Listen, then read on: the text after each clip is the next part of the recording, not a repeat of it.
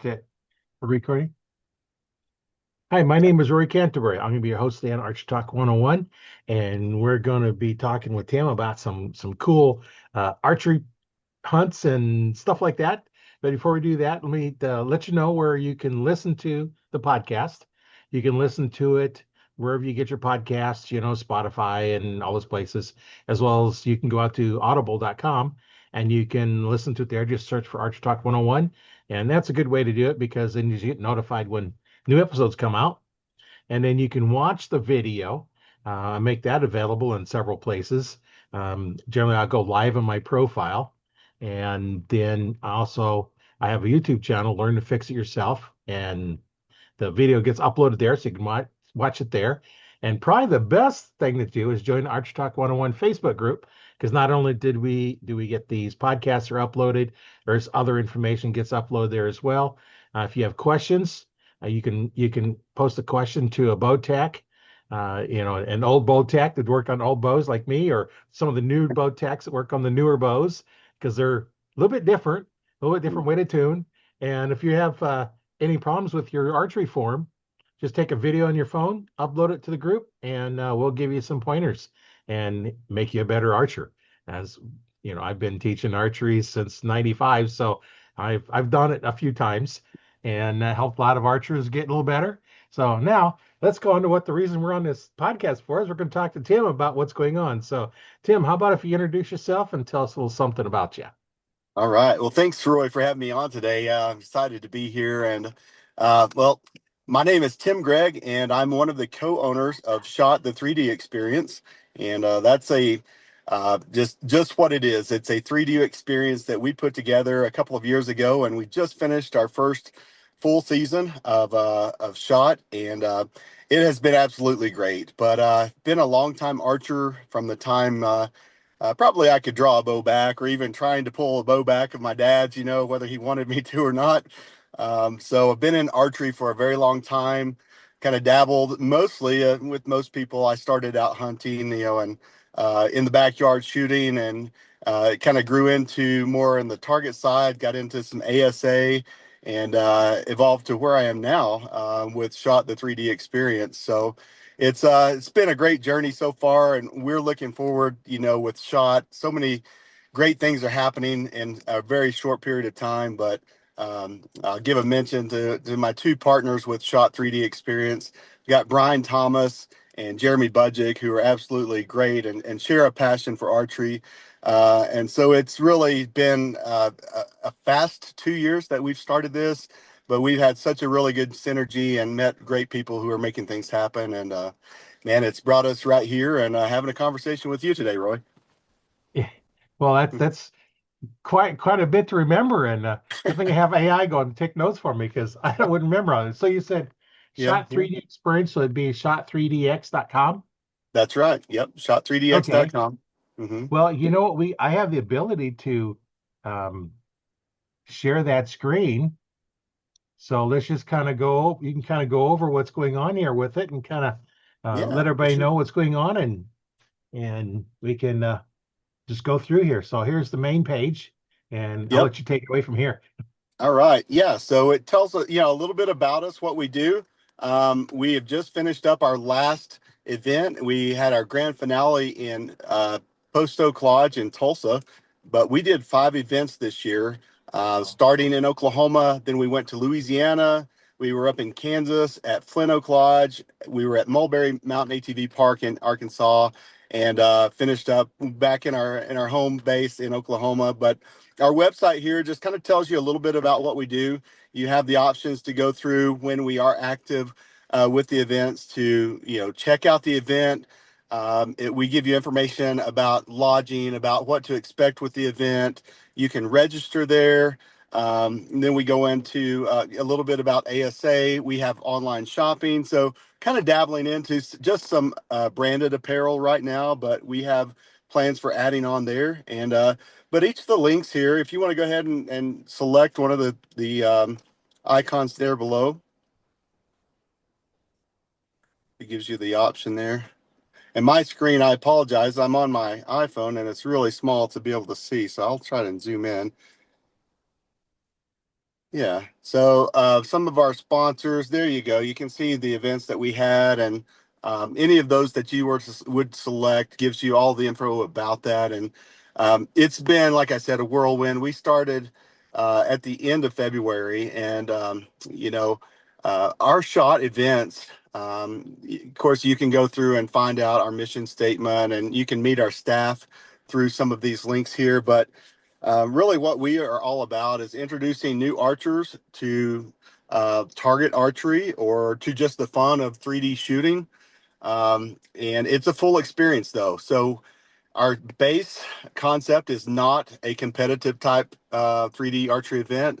We have 5 courses that participants can walk through with a group and just really have a good time. We test their archery abilities, from a technical standpoint, by giving obstructions and different difficult scenarios and realistic scenarios to try out. And then we kind of so our largest course this year was sponsored by Thai Bows, and it was about a 3 mile course. And so you would start and walk through 20 targets with ranges out to 115 yards. And then we kind of stair step those down from there. And we had a Rolling Bones course that was about a 2 miler, the same. We had Antlers Motorsports course. And then another one, I don't want to skip any of our courses, but something exciting we did this year was we introduced an ASA course and did ASA qualifiers at all of our events as well. So, hey, we had our hands full, but it was a good time. And that's a little bit about what you can expect at a Shot 3D experience. Yeah, there seems like there's quite a bit there. Your last one was June 6th and 8th, it looks like, of this year. Yep, yep. We're just finishing up with that one, and in fact, we some of our grand prizes right now. We are still working on those, but we are giving away a Polaris Crew side by side, and we did that last year as well. We have an African Safari to one of our participants through Elite Outfitters. We have so many. We've given away so much stuff, and a big shout out to our sponsors for making that possible. So here in a couple of weeks, we will be announcing our grand prize giveaways now that we have finished all of our events and kind of have all the information that we need coming in. The way that we do our novelty shots as a part of the courses we provide, we also have a base camp area, and we have a variety of novelty shots there. We have like a long distance shot, and that's where we would give away, the participants, anyone who can hit, a logo decal or inside of our shot logo at about 106 yards, you're entered for a free bow and on the side by side. And then other novelty shots as well, maybe shooting through a steel target, and other concepts like and novelty shots like that to give away some really cool prizes. So there's a lot of people walking away with some really cool stuff after our events. Yeah, it sounds like it. Yeah. You shoot them long shots. A lot of archers like to do them long shots.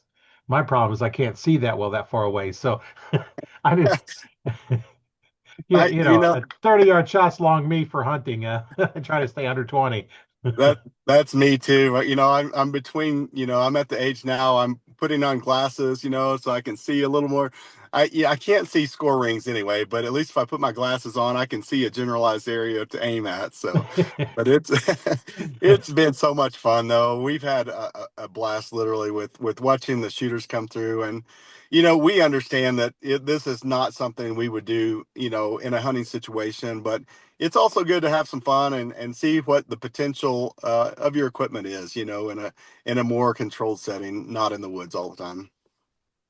Yeah, that's one thing it's always nice to shoot long range because it helps you better at your shorter ranges. I Oh know yeah, when I practiced a lot at the indoor range club I was in, you could shoot back to 40 yards. right. You had to be careful because the door come in right there by where you was at. So, Yeah, yeah, you had to list from coming in the door and then make sure you don't shoot. But I start yeah. at 20 and then go to 30 and, 35 and 40, and then go back to Mhm. 20 and I got to shoot multiple spots because I'm smacking arrows. Right. So Yeah, you shoot them longer range ones, it helps you at the closer range ones. But like you yeah. said, I wouldn't take me personally, I wouldn't take a shot at 100 yards at an animal.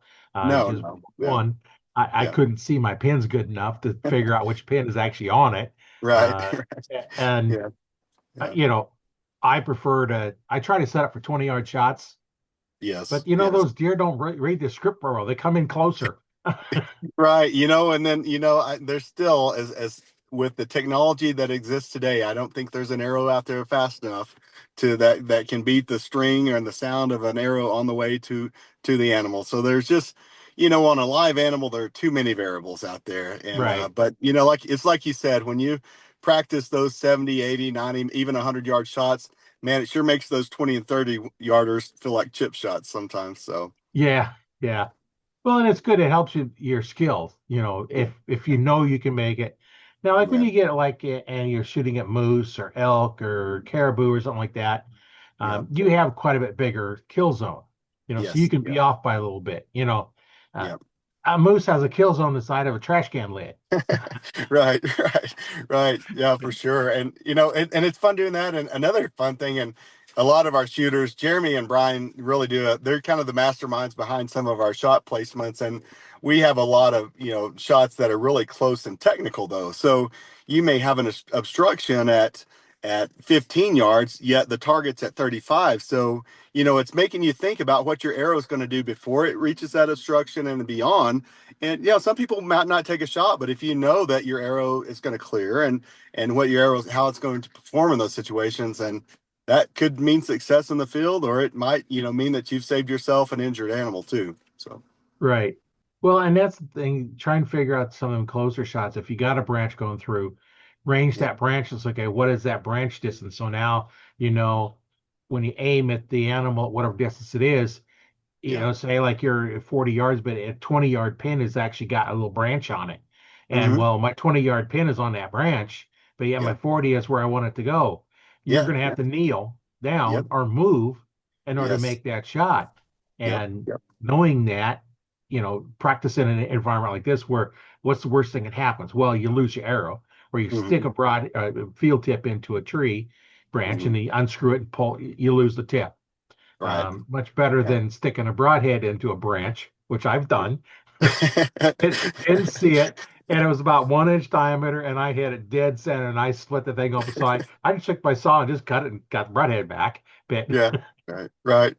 That's a good thing that with the technology today, and there's so much information at hand, you can figure those things out. You have a rangefinder, like you said, that you can measure those obstructions and know and trust the trajectory of your arrow. But I'm kind of with you. I grew up and I did more things wrong, and that's how I figured out how to do them right.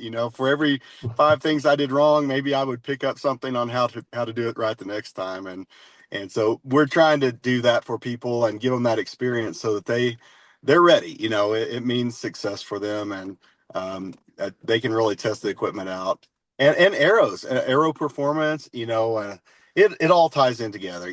So what hunting system, what hunting setup works best for you, and we consider it. I've always been kind of tied in with Total Archery Challenge, and we kind of offer something similar, but on a regional level with more novelty shots. But that's really what I like about these types of shoots is that I can take my backpack out, my new hunting pack or my new hunting boots, and I can kind of give them a field test through a long range course and see how things are going to perform in the field. Does that backpack squeak? Whenever I draw back, is there a hinge or is there something that I need to work out to fit me a little bit differently? And so that's another key thing, and not just learning your arrow and your bow, but your equipment that goes along with you. yeah, that's definitely something you need to look at is, your equipment and that's why I tell a lot of archers when I had my store, I tell them wax your string every time before you go hunt, wax your string. Yeah, yeah, Not because it needs it, more, I tell more, it's because I want you to put your fingers on the string and feel it. If you feel hmm any bumps or burrs in it, you could hmm have a string starting to fail on you. right, And right, better to know it before you go out so you can examine it closer and say, okay, is this a problem? hmm Is this a broken strand in it?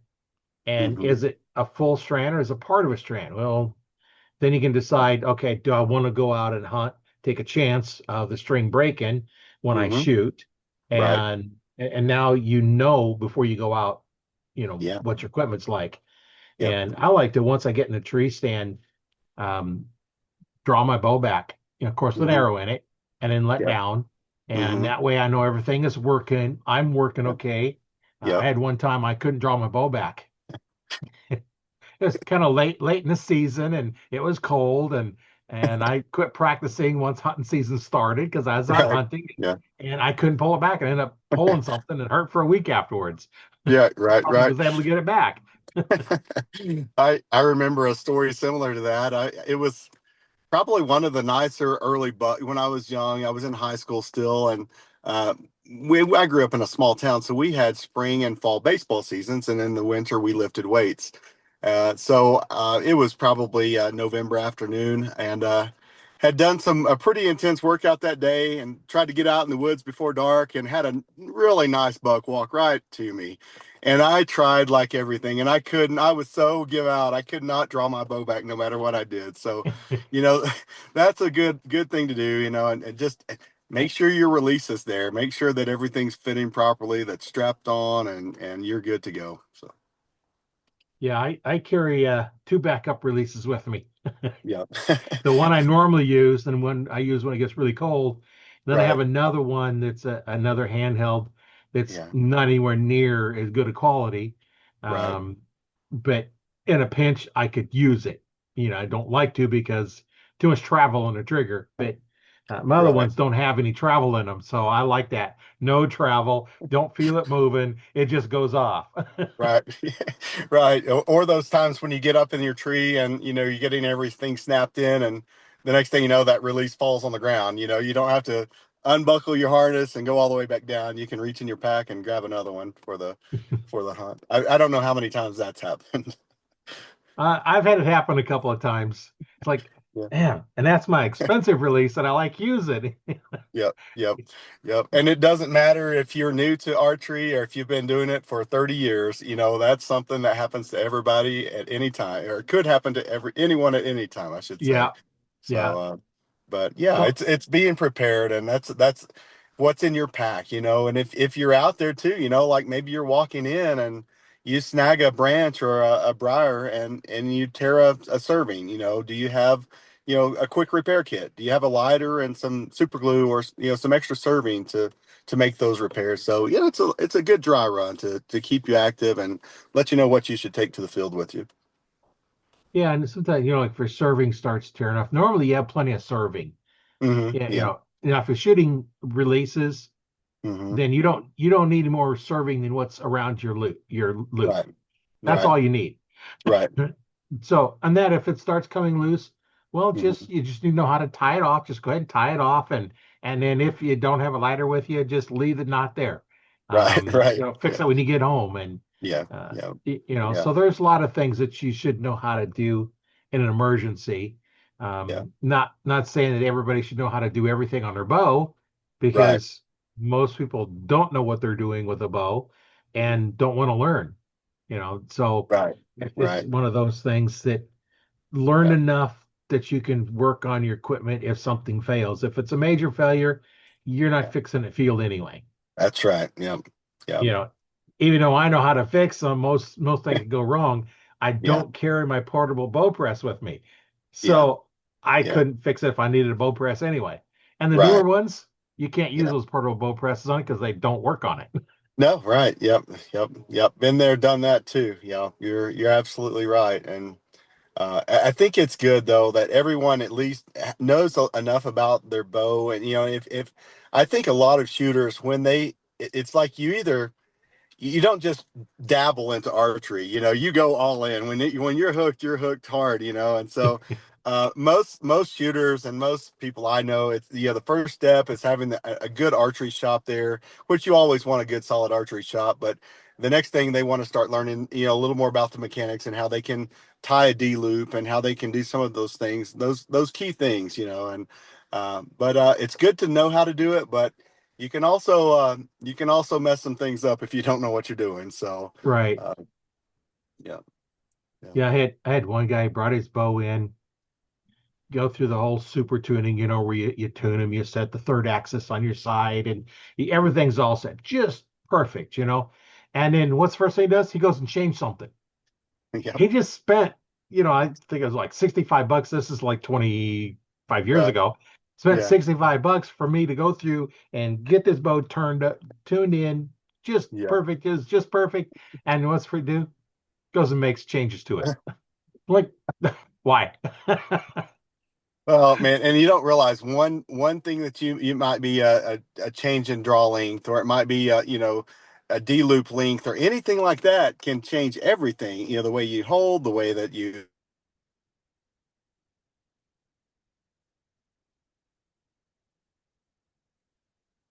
Yeah, like he was going before he kind of lost the audio there, but yeah, you change one little thing. If your D loop is slightly longer, well, you anchor back a little bit further, or you're pushing your arm out further, and everything changes. Least little thing. Um, One of the things that we do sometimes is you can rotate that loop just like a quarter turn if your peep isn't lining up. So if it's not lining up right, turn it the direction opposite what you want to go. So you pull back and do it. And I had one string set up where the loop always pointed 90 degrees off to the side, and then when I put the hook on it, it twisted that quarter of a turn. That peep lined up perfect every time. So if you there's a lot of things you can do to tweak on a bow, and just learning how to do those kind of things is always a good thing to know how to do. Uh, you know, do you need to know how to do everything on your bow? Well, of course not. That's why you go in and you go to your pro shop and let them figure out what's going wrong with the bow, and if you know what's wrong with it, you can always look and see what's going on. So, that's just something that you just learn over time. And if you don't want to mess your bow at all, um, take it to a pro shop and figure out which tech that you like the best. Because a lot of times there's multiple techs, and generally, if you go to a pro shop, anyone can work on your bow. There's nothing, there's one tech over the other one. But if you take in, and you had good luck with one, keep taking it back to the same one. Wait for them. I know the one place I was working over at Bass Pro here in Custis, Iowa, and we had four of us there that had done.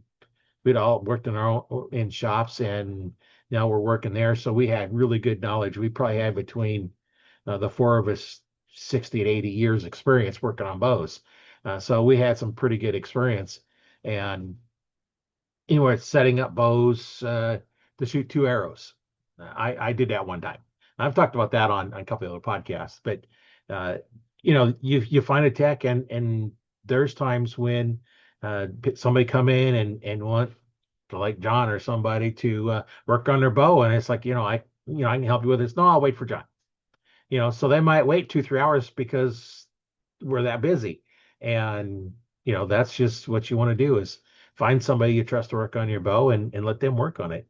Now once you learn how to do it yourself, then that's a little different. I work on my own bows because I know how it's supposed to be done. I know how I like it. So I don't let anybody else work on my bows. Uh, but that's one thing that I do that some don't. Some archers don't like to work on it because they take it to somebody they trust. And then if there's a problem, they know it's not the bow setup, because now if you're having a problem, is it you, or is it the equipment setup right? Did I do this right? Did I do that right?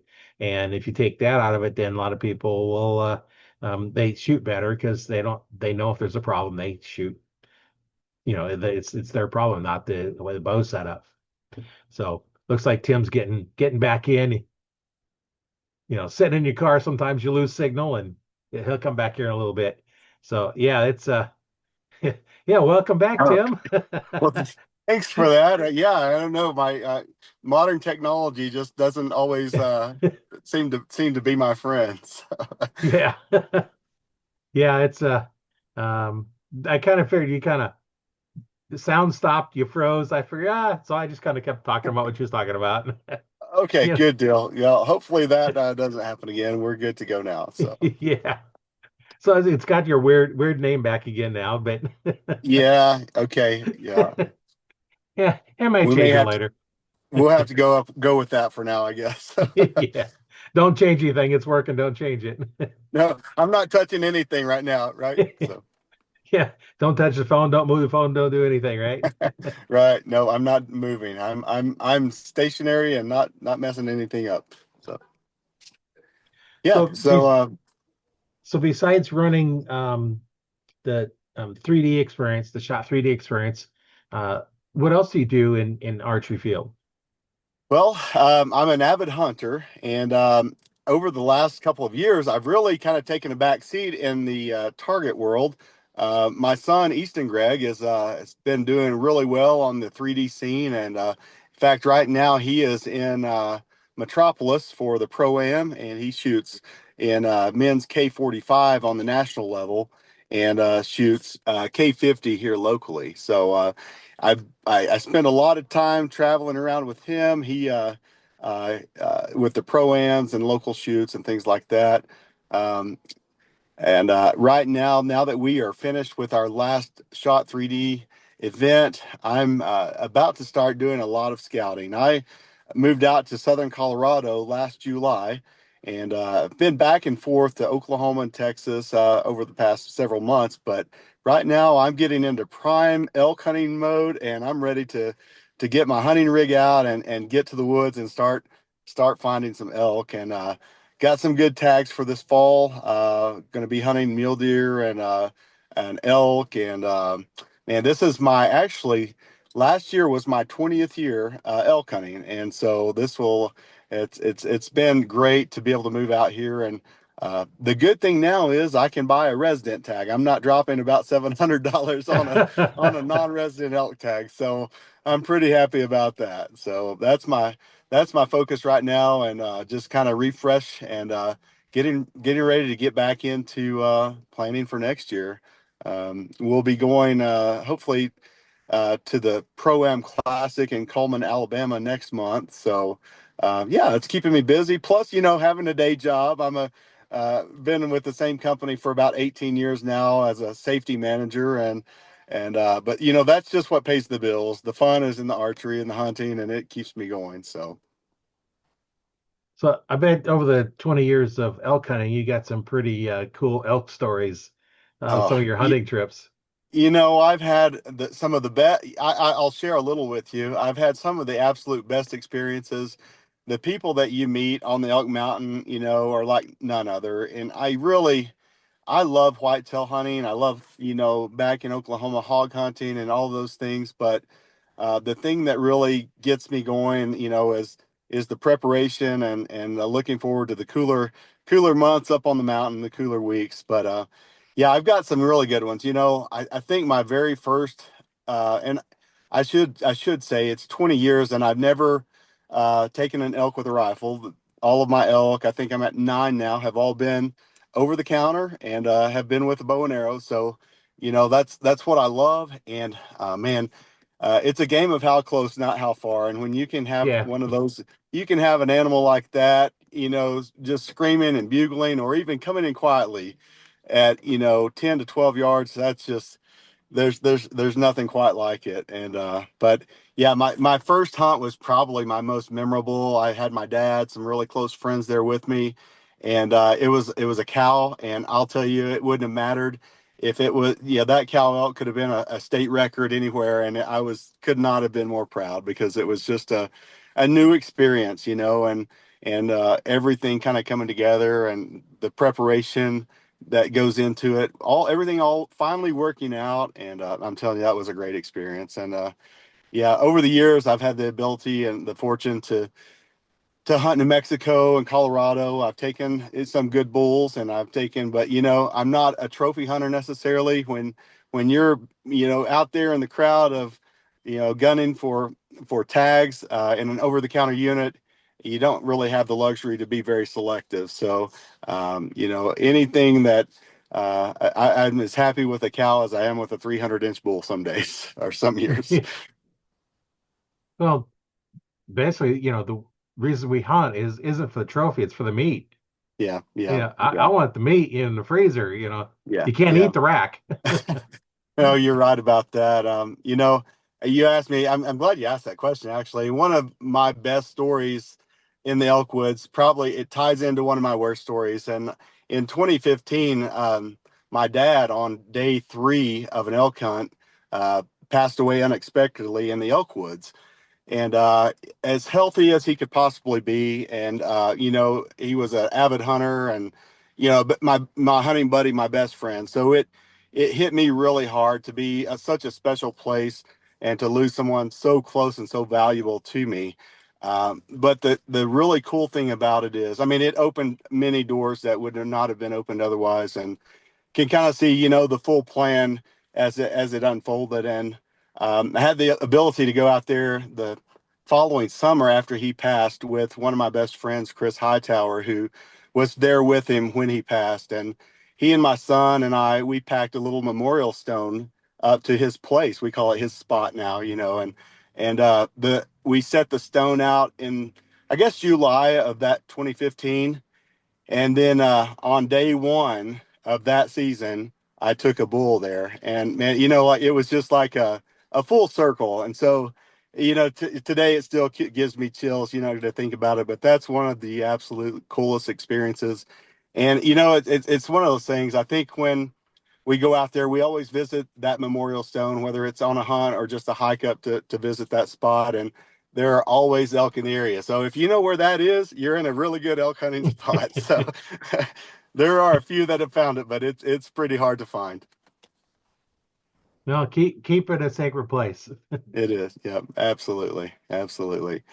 Yeah, so it's just been a whirlwind. And after all of that, my love for elk hunting and kind of being involved with Total Archery Challenge and getting to know the Western hunts a little bit better is really what encouraged me to start my own archery range. I started Rogue Archer in 2019, which was kind of a fitness meets archery, and we would do timed fitness challenges combined with shooting. And we did that for a couple of years, and I became a vendor with TAC when they started their Total Archery Challenge events in Oklahoma. And those events are how I met my current business partners. So, it's you never know where life's going to take you and the relationships that you're going to build along the way. Yeah, you don't. You never know what's going to go on, Yeah. and that's just one of those things that you gotta um you know enjoy it while you can, because you never Yeah. know. Yep. Yep. Yep. So, yeah, but looking forward to big things in this fall. And I'm really excited for my son shooting this weekend. He's setting it in 3rd place right now for National Shooter of the Year. And so, it's we eat, live, and breathe archery. And um, so the next few months are going to be exciting. And being Yeah. a dad, my son graduated high school. Easton graduated high school 2 weeks ago, and my daughter got married. So it's there's not been a lot of slowing down. So just kind of slowing down, relaxing, and enjoying the fall is something I'm really looking forward to right now. Yeah, that's quite a bit of stuff going on. Right, right. Um, yeah. So is your daughter into archery as well then? She is not as heavily. She doesn't shoot competitively. She more shoots for fun, and she has been hunting with me. It's really funny. A couple of years ago, my daughter's name is Ember with an E. And so, what has it been, 5 or 6 years ago that Elite came out with the Ember bow? So that was her first real bow that she got into and was shooting the Ember. And, but yeah, she shot National Archery in Schools program, which I'm telling you is an absolutely great program. I've seen so many kids. The school that my kids went to, they started the NASP program as a new program. And being in a small school, I kind of get sidetracked with this, but I think it's a cool thing that they do. If schools that are not doing archery are really missing out, because you generally have football, baseball, maybe basketball, and some other sports. But if you don't fit that mold, then maybe you're not really, there's nothing for you to do. But when our school started archery, it opened the door for so many kids, and they absolutely took it. And they've been to nationals, they've been to the top of the state. But my daughter and my son both started at home shooting with me, but then quickly evolved into the National Archery and School program, and it's kind of taken them to where they are now. So Ember is married. She shoots a little bit here and there, but she will never forget her roots. She still has that bow. Yeah. Well, you have to buy that bow. It's got your name on it.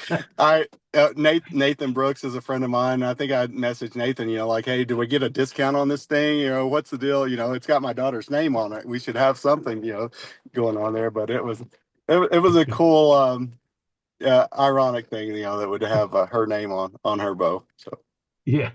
Yeah, that would be and it's it's spelled a little bit differently, so it's kind of a unique name and then unique name on the bow, and it's like that's perfect. right, yeah, it was meant to be. It was meant to be, and yeah, and then that's you talk about Archery Talk 101 of everyone who.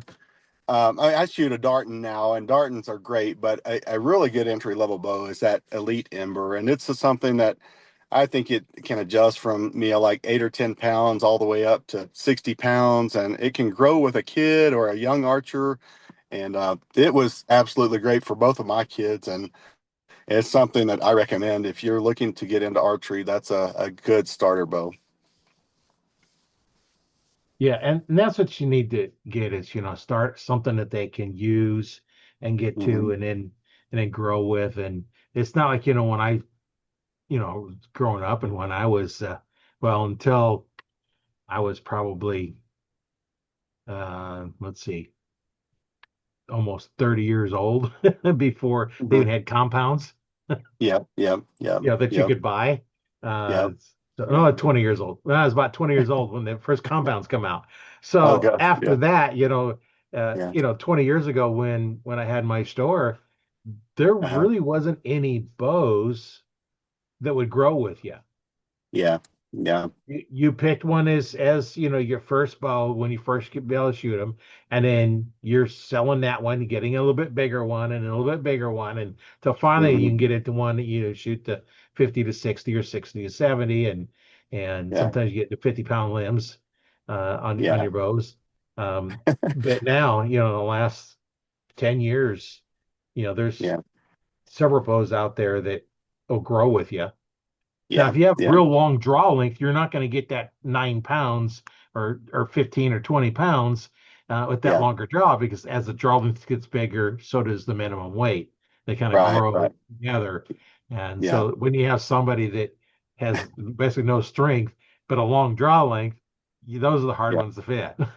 yeah, yeah. Well, I remember growing up, and I started. My dad had and I still have this bow today. It's a 45-pound bear recurve, and started shooting it. And his compound bow, I don't remember. It was like maybe a bear whitetail 2 or something, but I Yep. remember compounds that had steel cables on them, and you shot that bow when you were strong enough and could actually pull it back. There was no draw settings. You could either pull it back or you couldn't. And yeah, those were, I don't know, I was probably 13 or 14 before I could even pull that bow back. And even then, not knowing a thing about archery, I think we had 5 or 6 arrows, and none of them were the same. They were different spines and Yeah. different everything. So it was whatever we could find to shoot. But and now there are so many options out there. Yeah, a new shooter you can be really be set up and shooting a 2-inch group within a week. I think there's so much out there. If you're set up properly and you have good equipment, you can be very successful very quickly. Well, especially if you get somebody that knows how to teach you. Yeah, I always yeah, taught beginners the same way. Basically, your Olympic archers, the uh-huh. technique they're using, the back tension release, I teach beginners. Yes, So it's yes, not unusual for beginners that have an instructor when you yeah. buy the bow, because when I sell a bow, I always Hmm. include shooting instruction with it because you need Right. Yeah. that to get their form right in order to get the bow fit them Yeah. right. So they kind of Yes. go both together. Otherwise, just hand them a bow and say, go shoot it. Yeah. And Yeah. if you're not going to teach them how to shoot and set it up for them, and Yeah. it's not unusual for a lot of archers to be grouping really tight groups, um, Yeah. right to start with. I had one Yeah. guy, his very first bow, he bought a higher end bow because he had the money and he didn't want to buy a lower one and go upgrade later. And it Yeah. took him 2 weeks to get his first Robin Hood. Oh wow. Yeah, that's crazy. That I is taught him how to crazy. shoot. And he paid attention, he practiced, and he come in one day from the range and says, "Oh man, I just wrecked $20." And I'm like, yeah, because you It's get the high dollar, you know, 1,000 straightness carbons, they're a yeah. little bit more expensive, and you could easily Yeah. run, five, $10 just for the arrow. Oh, And sure. Yeah. and he Yeah. said, well, he's going to hang it up in his office because that was a trophy. Yeah. you know, Not Yeah. many Yeah. can get them. That right. I'll tell you something. I don't know. I have never seen this before, at least at this distance. I was talking about our novelty shot earlier. It's a 106 yards on a buffalo. And our last event, we had a 106-yard Robin Hood, and it is on our Facebook page. The video and everything is there. But I've seen the 20 yarders, and that's a feat in itself. But and of course, it's just random luck. But the chances of a 106-yard Robin Hood, it blew our minds. We're still talking about that. So Yeah. yeah, Yeah. Now, say I'm going to do that. Yeah, it's it's it's a little bit of luck, and well, one, you got to be fairly consistent in your form. Otherwise, you're right. not going to have a chance. And Yeah, I've gotten them at 20 and 30, and I even got one at 40 one time. yeah, And yeah, I know one time when I worked at Cabela's, this guy come in, could not group his arrows. He wanted yeah. a drop away rest because he thought the Yeah. rest was the problem. Wasn't the Right. problem. But anyway, so how do those that don't know, when you set a drop away rest, you have to shoot them to see if they're going to work, You're see right. how well they Yeah. work. Oh You yeah. can't Yeah. just draw back and let down. You got to shoot them to make sure it drops and everything works right. So I go Right. in the range, not even my bow. Fortunately, it is right-handed, and I shoot right-handed. I drew back, shot the first arrow. So I tried again. Drew back, shoot it. Stuck two arrows together. I Robin Hooded his not even my bow, and with a brand new rest installed on it. And he comes in and he says, "Yeah, I could not group." It's like, can't group now. It's you. I just Robin Hooded two arrows. I just shot two arrows inside the same spot. So, it's one of those things that your form. And I've also had people say, well, I can't, no matter what I do, I can't get a good tear.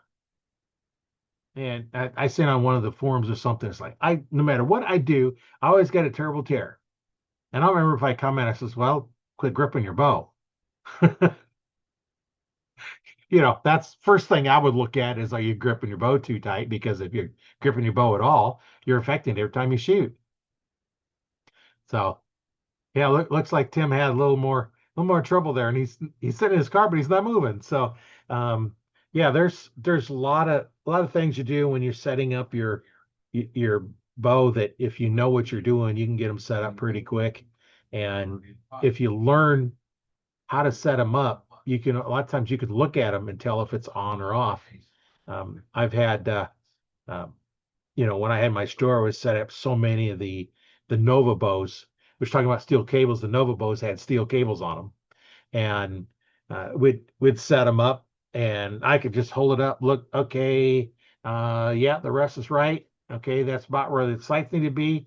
So I'm pretty much got most everybody on that, within a fairly decent group, and they just fine tune it. And Yeah. because I've done them so many times that I set up hundreds of those Nova bows because they come in Yeah. three different sizes, I think a 24, 27, and 29. Okay. And, Yeah. um, and all my techs knew how to take them apart and put them back together because Yeah. back then, one of the problems that we were getting with you draw back and they kind of creak a little bit. Uh-huh. You see, at the time was not lubricating the pockets well enough, or even Okay. maybe not even at all. So Yeah. we know tech come in first is we'd put in the press, take strings off, pull the limbs off, lubricate them, put it back together, put strings back on, and then tie on some string silencers. We used a little bass jig skirting material, and Uh-huh. we Right. cut probably four pieces, maybe about 2, 3, 4 inches long, Uh-huh. and we'd wrap them around the string and put some hemostats on it and hold it, and then tie a real tight knot around them, pull them, stretch them, cut them, and put them little bitty balls on the Yeah. string. Those are string silencers. All the bows got those on them. All those low end bows like that, they're all set up, and Yeah. it was all set up. We give you half arrows with points on them and fletched with whatever color veins you wanted. Yeah. Because Yeah. we didn't have any shafts already made up. We made Right. them Right. all at the time and cut them to your length, and and that Yeah. way you could get whatever Yeah. what color scheme you want. Don't care. Yeah. And then so that's just we did all of them, got them all set up. When you bought the bow, you got shooting instruction with it. Right. Yeah. Well, that's something that you need. I mean, a lot of people, and my phone, I've figured out what's going on. The sun is hitting it and it's overheating and it's kind of Oh, intermittently going in and out. So, but yeah, I mean, I- we were talking about, the ability to set up a bow and, the modern technologies, but I've got if you don't have that support, someone that you can go to and set your bow up properly, you're going to struggle, for years. But when you have that, you can go into a good shop and have a good technician or a good instructor that can set your draw length and set your draw weight and give you, set you off on the right start, instead of buying. And I'm not, against, selling a bow online or on, a marketplace or things like that, but you just don't get that experience. You don't get it set up the way that you need it if you're a new hunter. So it's always a good thing to go, have your local shop set you up right from the beginning, and then you're going to be successful so much faster. And I had to go through all those learning, curves and all the challenges that most people have to go through. So yeah, I shot for probably 30 years before I even knew how to correctly shoot. yeah, And yeah. then it's probably another 6 years before I knew how to even work on bows. Right. Yeah. Yeah, yeah, yeah, yeah. It was like a trial and error. I remember you were talking about the Nova. My first bow that I spent money, and I had this little bow. I think my parents bought it through a online cat or like a mail order catalog. It was an Indian archery, I believe, and it came with 3 or 4 arrows and as a kit. And I used that. And then when I got it to college, I bought a PSE brute force, and that was my Oh, yeah. first. And I remember it was kind of similar to the Nova, but the PSE brute force was my first. I think it had hatchet cams and all the technology. I had a 4-inch overdraw on it, and it was, the top, yeah, just spitting those little aluminum arrows out as fast as I could. But yeah, it's back then. I kind of had to learn, how to work on things myself, and even when I moved to back out of college, moved back to Southern Oklahoma, there weren't bow shops, so I was getting, I don't know, bow hunting magazine, bow hunter, every bow hunting magazine you could get. I had like three of Peterson's bow hunting, had all of those coming to me every month. And that's how I got my information, and, but now you've got, the internet there. You can look up, 15 videos right now on how to tie a D loop, and, but it's easy now, but back then, you kind of had to learn the basics of it to be able to work on things and set your bow up. Yeah, I've seen, speaking of D loops, I've seen several of them tie them wrong. Right. Right. Yeah, Yeah. we won't get into that, but if you want to know how to tie a D loop correctly, Yeah. get a hold of us or get on my YouTube channel and I Hmm. think I've got one on there on how to tie the D loop on there, and Yeah. there's a Yeah. difference between how to tie it and where to tie it. Right. Uh, Yeah. Yeah. Actually, if Yeah. you got the packages of the PSE loops, they told you the correct knot to use and correct orientation of the knot. Right. Right. Yeah. Yeah. I mean, that's little subtle things like that though that are important, and it's nice, to have the ability to just go on. It's like I don't know the first thing about, replacing a wheel bearing on a car, but I can go to YouTube and I can get pretty close. I can do a lot on my own. So it's the same with archery. It gives you a good resource. And there's really, and it kind of takes the excuses away. You have the ability, the technology, and the information's there. So it's just up to you to go do it. And uh, Yeah, and I've done a lot of those kind of things, and that's why I called my YouTube channel "Learn to Fix It Yourself," because mhm. lots of times I'm learning how to fix it while I'm creating a video, Right. and it's like I go through this mistake, this mistake, this mistake, and it's like, oh, okay, some things I know what to do, and I get them right first time, and other things, I'm making mistakes as I go along. It's like, Yeah. I just did one on replacing the hitch on a trailer. Yeah, Well, I yeah, don't know. When I looked up the specs for the torque for those grade 5 bolts, it, I don't know what it was, but it told me the wrong number or something. Must thought different size bolt or something. yeah. And I'm torquing the little one down to, what is it, 57 foot-pounds. It's supposed to be 37. I wondered why my washers were just kind of deforming. It's like, well, and then the big ones I torqued to like 102, and it should have been 50, like was it 57 or something Yeah. like that. I'm Those like, bolts were you got those bolts screaming for some relief there. yeah. Yeah, yeah. It's funny. I've been trying to do some electrical wiring, so that's I've been on YouTube, and it might be a 10-minute video, and I only need 20 seconds of it, but man, it's valuable, and if it's there, you need it, and Yeah. Well, without there, it, I don't know. I'm kind of a do-it-yourselfer anyway, and I'm trying to save money all along the way. So every little bit of information I can get to save some money in one area and spend it on archery, I'm going to do it. well, and being an electrical engineer, I kind of know those kind of things, but Yeah, in the house we're in now, it's like an 1894 is when it was built, uh-huh. and Yeah. some of the wiring stuff that they did, it was terrible. I've replaced probably 1,000 feet of wiring in this Oh house, gosh. and I'm Yeah. not done Oh wow. Yeah. because I just replace all of it, and Yeah. you're not supposed to have joints in a ceiling where you can't get to them. Well, there's a whole Uh-huh. bunch of them in one of them. The only way to Yeah. get to it, you had to poke a hole in the ceiling because you couldn't get to Well. them. Other Yeah. ones, they just kind of run the wires and kind of twist them, and that's up in a wall. And Yeah. yeah. Good grief.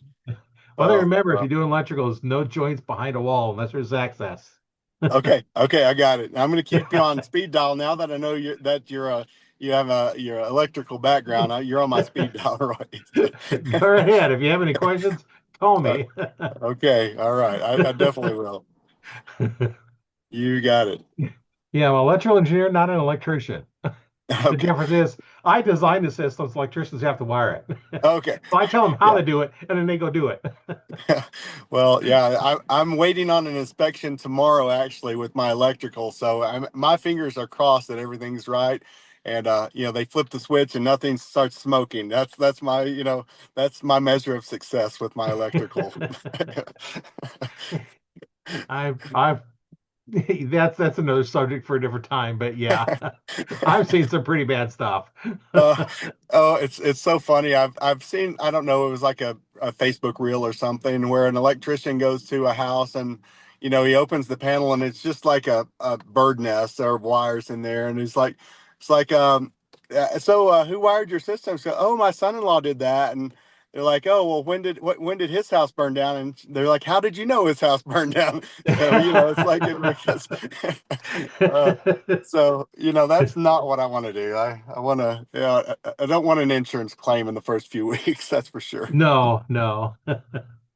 And sometimes if you don't know, you're better off to pay somebody to do it. And Yeah. I do that sometimes on my channel. It's like, okay, um, I don't have the time or physically that's going to be tough for me to do, and I pay people to do it. Yeah. I had on a truck, I had a O2 sensor. Uh-huh. Hmm. I just, recovering from a couple surgeries, I just didn't feel like doing it, so he sent it to a mechanic that's down the street from us. Right. And come to Yeah. find out, the threads were stripped on it, so he's fighting to get those out, heating them up, trying to get them out. Finally got them out, then had to tap the new threads because the threads Yeah. were messed up.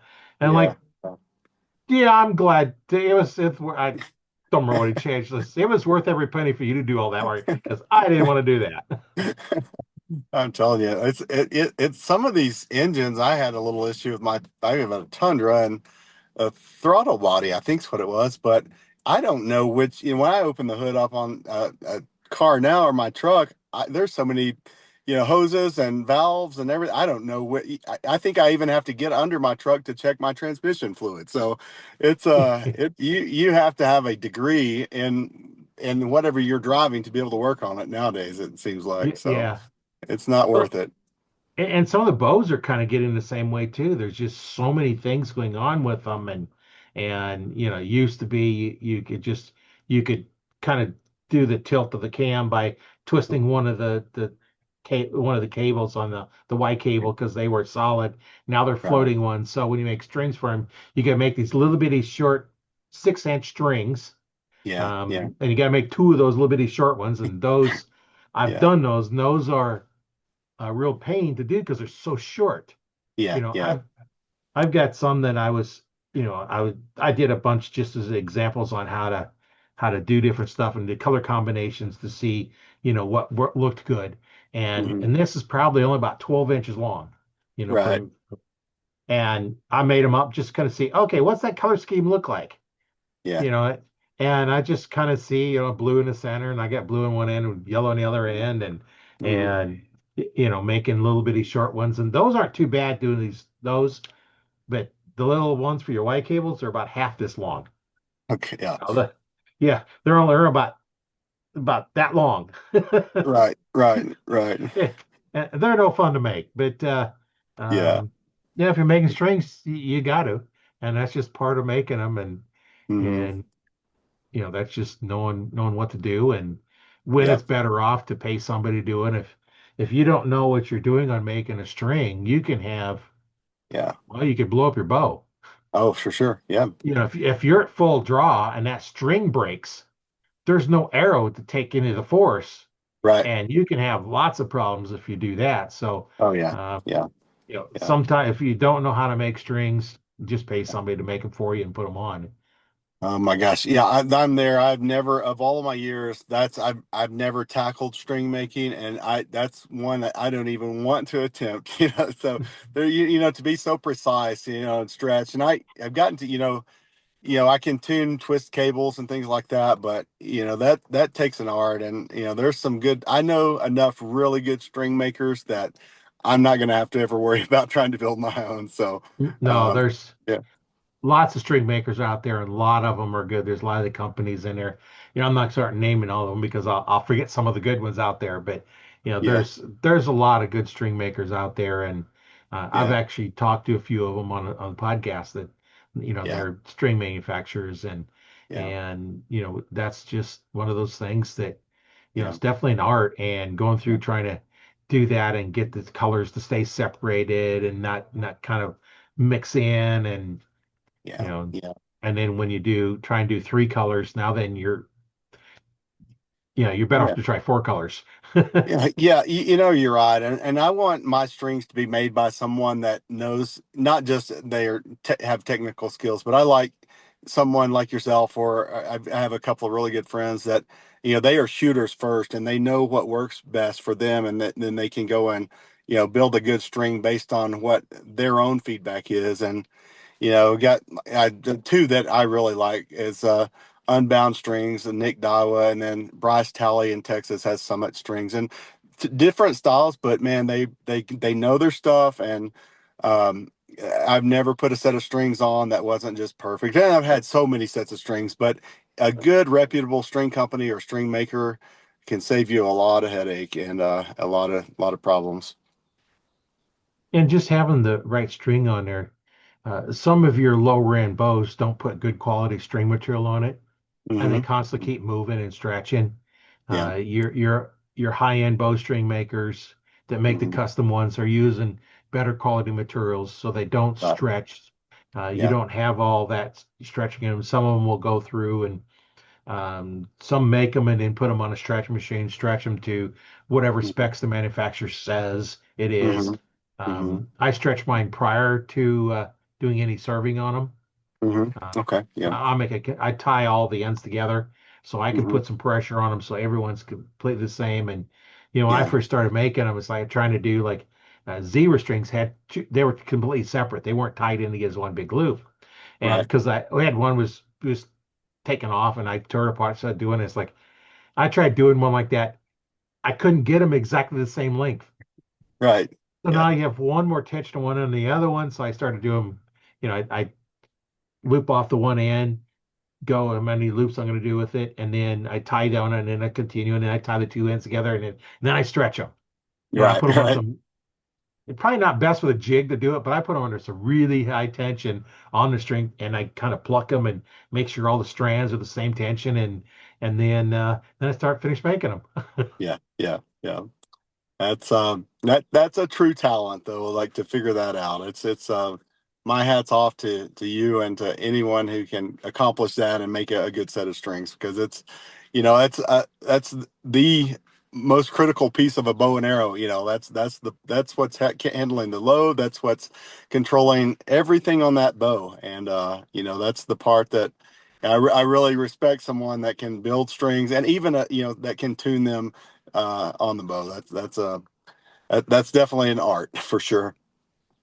Well, there's a lot of things you can do once you get the string on there, because you can put more twist in the string, and then you Hmm. got your either your Y cable, your floating cable, and then some have a control cable, so you just have one and control, Yes. and you can put a twist in or take a twist in, a half twist, full twist. You can kind of tweak those things to get feeling just right, and Hmm. one of the things that you can do is for helping your peep turn around correctly. Sometimes putting a half a twist in your string will make that peep line up for you. I don't Yeah. like the ones with rubber on them, Yeah. Yeah. the rubber Yeah. tubing, because it always Right. beats up the string, and then it Yeah. breaks, and then breaks at the wrong Yeah. time, and if it Yeah. breaks on the wrong end, it slaps you in the face. Right. And then there are ones that split it in three. I don't like those because every time I drew back, I'd have one of the strands in my eyes. So I like just the peep that stays in there. Yeah. And Yeah. I've Yeah. had some, I didn't even tie them in. Yeah. They Yeah. never moved or nothing. Well, of Right. course, when you shoot 70 pounds, there's a lot of pressure on it. As long as you Yeah. don't Yeah. dry fire it. You dry Right. fire it, the peep's gone. Oh yeah, yeah, yeah, yeah. Now and a lot of the peeps now are more of a tubular type peat, so they have to be your string has to be perfectly aligned. When you draw it back for that the tube, kind of concept like with a Hamskea. I shoot a Hamskea and a Hamskea Raptor on my hunting bow, and so if that string stretches or gets any little bit out of tune, then you definitely see it in your peak rotation. Yeah. And for those that, if you have a half a turn is too much rotation, Mm-hmm. well, put in the press, loosen it up, and move one strand from Mm-hmm. one side to the other side. So you're going to swap two strands. Oh, okay. And now Yeah. that puts slightly different pressure because your string has got twist in each one. Well, what you're Right. doing is you're changing the little bit of tension on it, and that can roll that peak just slightly. Like Yeah. you said, Yeah. you got the two, you got to look through this tube. It's like Right. looking through a hollow scope. If you Right. don't have if you don't have it lined up, you might need to tweak it just a little Hmm. bit, Yeah, for sure. and a half a turn in your string is too much. Right. How do Right. you do it? Well, you Yeah. take some of the strands from one color and one of the Yeah. strands from the other one and switch them. If Yeah. it Okay. helps anymore, do more. If it makes it Yeah. worse, you go the other way with them. Right. Right. And that way you can tweak that around just a little bit.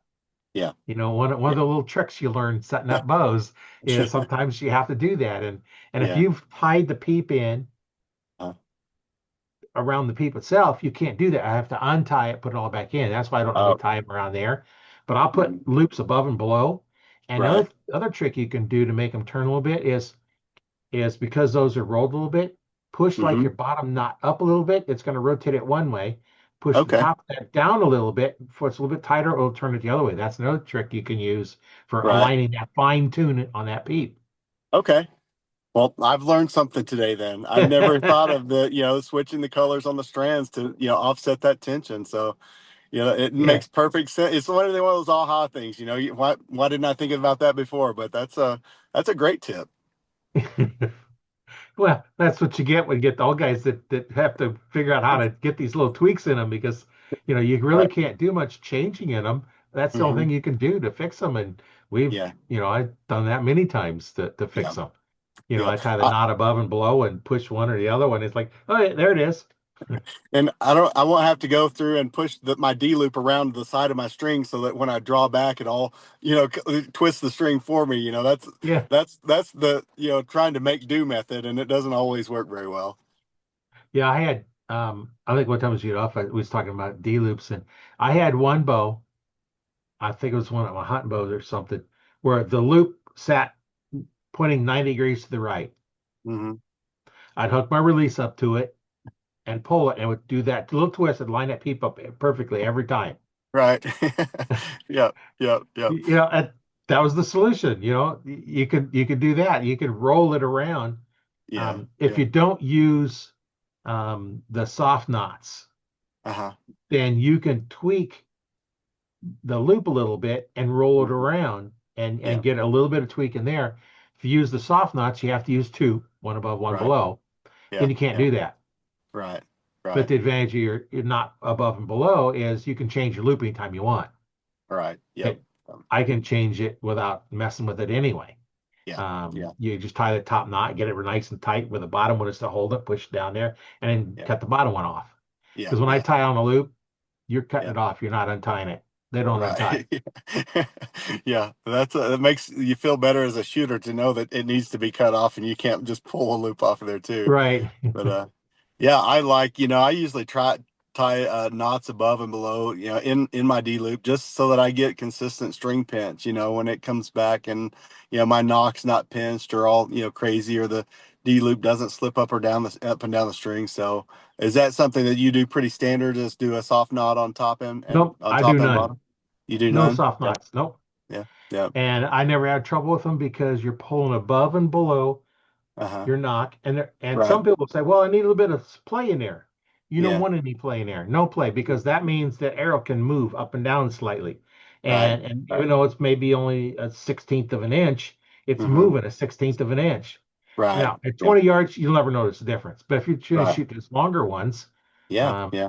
and you've got that perfect tune on there, Yeah. and you know, if you tie them on correctly. Now, the key to making those knots not move, Yeah. wax your loop, your string loop before you tie the knot. Okay. Right.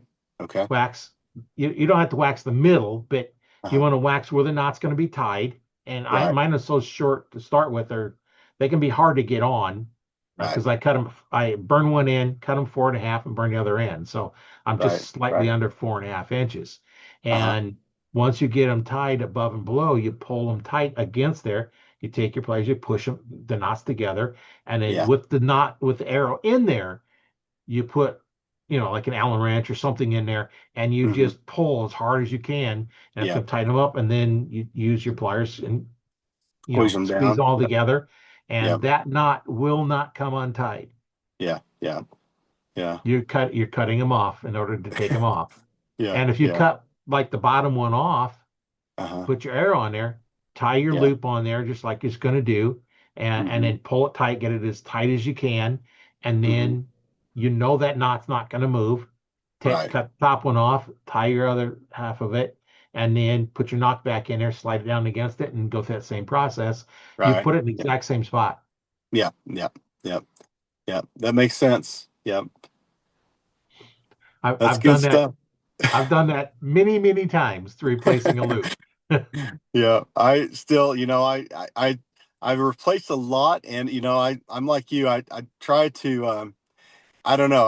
I don't always trust my knots though. I have to really, after I tie it on, even knowing that it can't come through, let first, drawing back it, or a lot of times now I'll just go ahead and put it in a draw board, and draw back and make sure everything's set and like kind of let it hold in place. But I'm always paranoid. Did I melt that ball big enough on that D loop end to where it's not going to slip back through the through the loop there.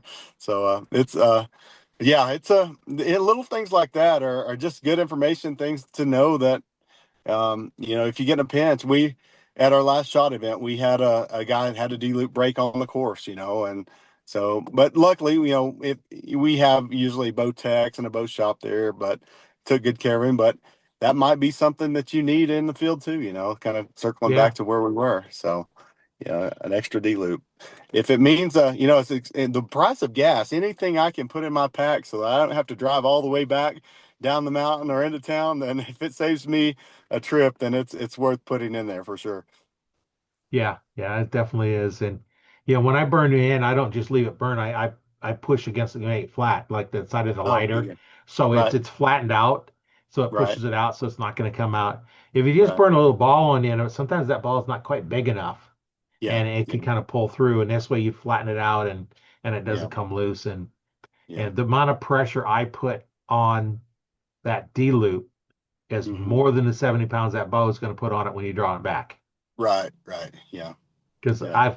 I've pulled really hard, and I know I can put more than 70 pounds on that with both shoulders pulling through it, like drawing two bows at the same time as hard as I can.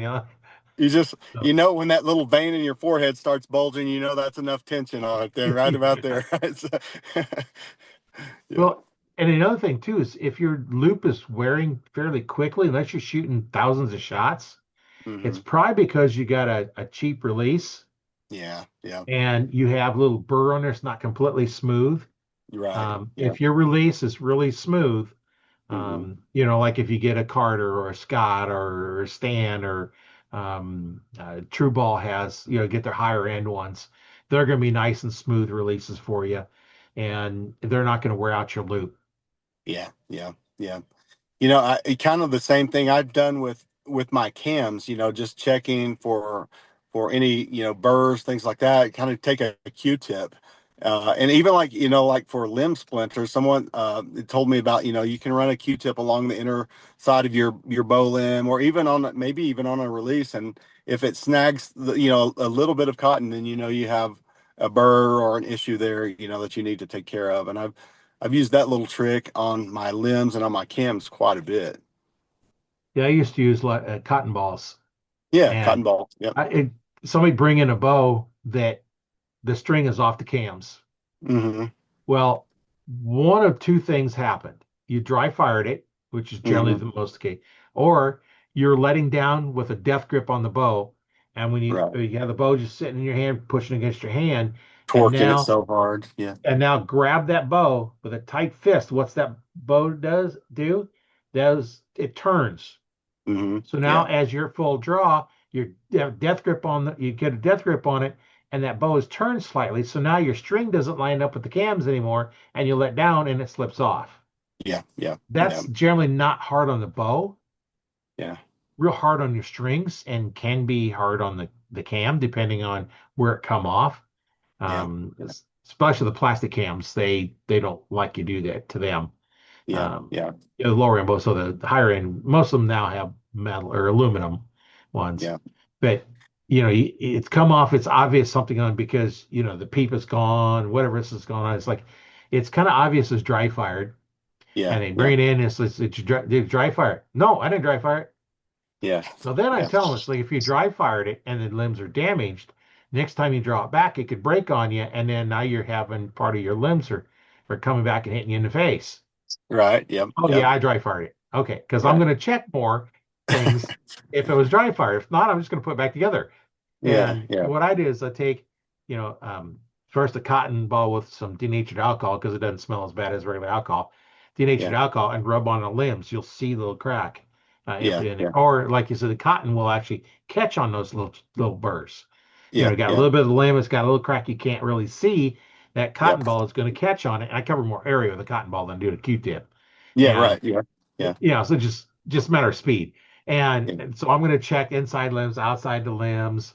We'll probably pull the axles out to make sure they aren't bent. Right. Because Yep. the only way to bend a hardened axle is to dry fire it. Mm-hmm. Yeah. You can't drop them hard enough to bend an axle without Yeah. destroying the cam. Yeah. Something else You, is going to give before that before that axle does. you have an aluminum cam or a plastic Yeah. cam is not Yeah. going to have more strength than a hardened axle. Right. Right. Right. No, no, you got a quarter-inch steel rod, that's hardened. Yeah, you're absolutely right. You were saying something earlier about, the force of when you're drawing and letting down with some of those cams. And I've noticed, like I guess a lot of times you might be in a retail type store and you see someone go and pull a bow back, and if they're not using a release and pulling straight back, then by just grabbing with fingers, you're twisting that string so much that you can derail a bow just by pulling it back with fingers, on some of the more aggressive cams and high poundage bows. Right. So I cringe every time I see someone draw a bow back bare fingers. That's not a bow that's intended to be drawn back with bare fingers. So I've not personally seen it happen, but I can see the extreme angle of that string coming off of the cam at full draw, and how it gets back in line with that cam when they let it down it's a miracle sometimes. So, Yeah. Yeah. They probably got just enough death grip on the bow to put it back in alignment. Yeah, I guess so. Yep, yep, yep, for sure. That's what a lot of the bow shops will actually have wire ties or something else. You cannot draw it back. Yeah, yeah, You yeah. know, I've just seen. because people are going to draw it back and let go of the string. They don't know what they're doing. You get Yeah, somebody, they don't know not to do that yeah, um, yeah. until they've been told or until you hear this loud stomach turning crack. Right. Yeah. Yeah. Yeah. Yeah. That's a good thing to do. And even friends coming over, hey, let me draw your bow back. No, let's do it right. Show them how to do it, not just grab a bow and start cranking it back with the bare fingers. So, yeah. And, and lots of times they can't draw the bow back anyway. Right. Yeah. You Yeah. know, if you're shooting 60, 70 pounds, Yeah. a lot of people, they can't pull that back anyway. Right. Right. Well, I I know remember, with bare fingers with the load that's on those cams, I mean, it's going to cut your finger. It cuts into your finger so hard. It's just not a comfortable thing to do anyway. especially the short axle bows, those are Yeah, like impossible really to draw back with three fingers. Yeah, yeah, it's hard to get two on there because the string angle is so sharp. yeah, yep. And yeah, I remember watching a YouTube video a long time ago. Um, this guy was trying to draw this bow back. He's struggling. One thing, it was way too much draw weight for him, and finally gets it back, and it slips out of his hand. He's holding the bow, but the bow comes back and smacks him. Instant Because karma right there. I I laughed. It's like I wish I could have saved that video. I was like, I'd show that this is what not to do. I saw one. It might be similar. A guy draws it back like that, and is going to show off in front of friends, and he draws it back and puts it down over his head, and it goes, kind of loses its grip, and it pops him in the head, both sides, kind of smacks him. So, like if you're going to do things like that, I think that's instant karma. It's just nature's way of teaching a lesson. Yeah. Play stupid games, win stupid prizes, right? That's right. Yep. Yep. Natural selection at its best. Yeah. Darwin Award for archery. Yep. Yeah, there should be one. I'm sure. Some of the fun sites like the, um, I don't know, archery letdown and some of those things. I could see them doing something like that. That might be a good annual award to give. Yeah, it's pretty crazy some of the stuff that goes on there, and you just Yeah. try and keep them safe. That's the thing when you're out there, when you're Yeah. teaching them. If they don't want to pay attention, take the bow away and say, Yeah. when you're serious about learning, come back because this can hurt you. Yeah. Yeah. Yeah. For sure. Yeah. Or worse than that, it could hurt your bow if they're playing around with your bow. So you don't want Right, to hurt yourself. Fine. Don't hurt my bow or my equipment. right. Because they're not going to pay for the bow if they wreck it because, um, Yeah. Yeah. just think, what would it cost to replace your bow? Yeah. Yeah. You got 2 grand. Oh no. Okay. Well, yeah, that's the going rate. So, yeah. Yeah, that would be something to say is like, okay, you want to shoot my bow? I'm Yeah. gonna hold. You got $2,000? Like, I'll hold that. If you don't Yeah. wreck it, I'll give it back to you. I'm Right. like, no. Well, then that's the same answer. Yeah, that's it. I'll just get my phone out. We'll do a little cash app exchange. I'll hold the cash while they draw. We'll have a whole process there.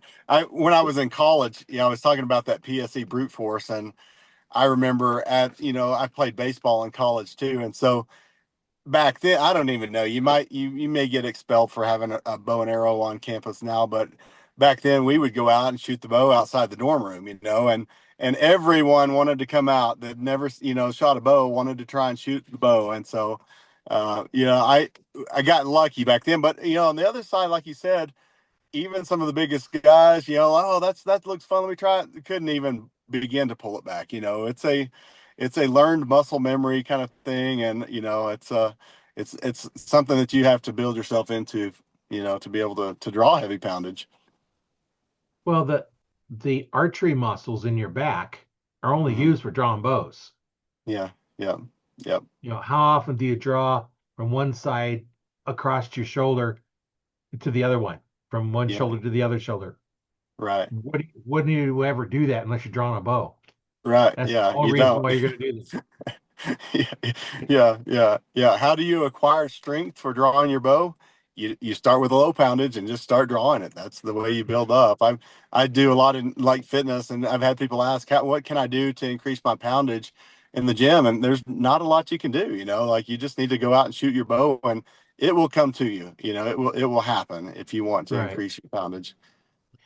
Now, the one exercise you can do is you've got those one that you pull on little wheels and stuff.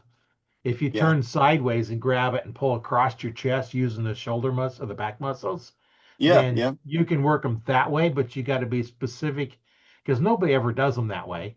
Everybody yeah, stands yeah, and pulls towards you, but yeah, it's turn sideways and pull across your shoulder using the back muscles. yeah, That'll work. Keep that elbow up and yeah, engage those yeah. back muscles.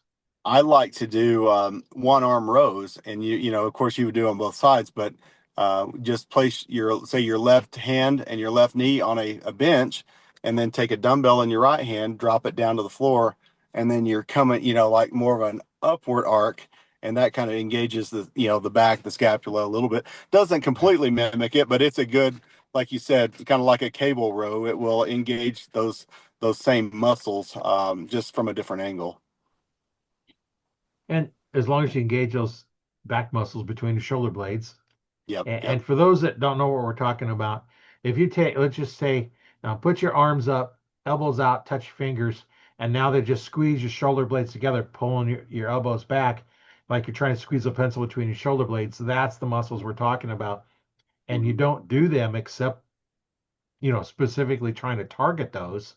Right. Normally, Yeah. you don't see nobody at the gym doing those unless they're an archer trying to build up their archery muscles. Right. Right. Yep. Yep.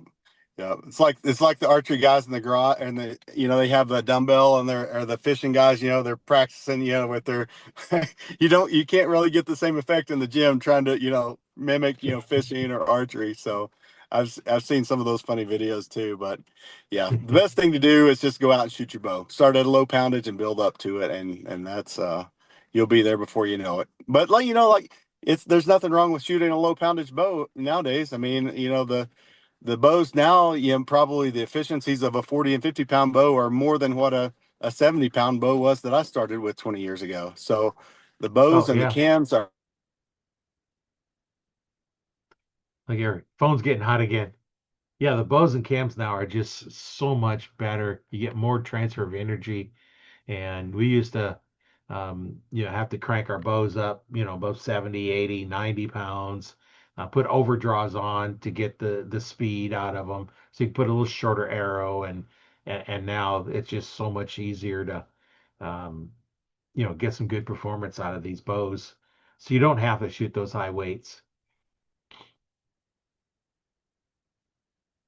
Yeah, while he's gone, just remind everybody. I'll put links to what we talked about in a description so you can find them a little easier. And if you want to listen to the podcast, go out to Spotify or wherever you get your podcast at, as well as audible.com.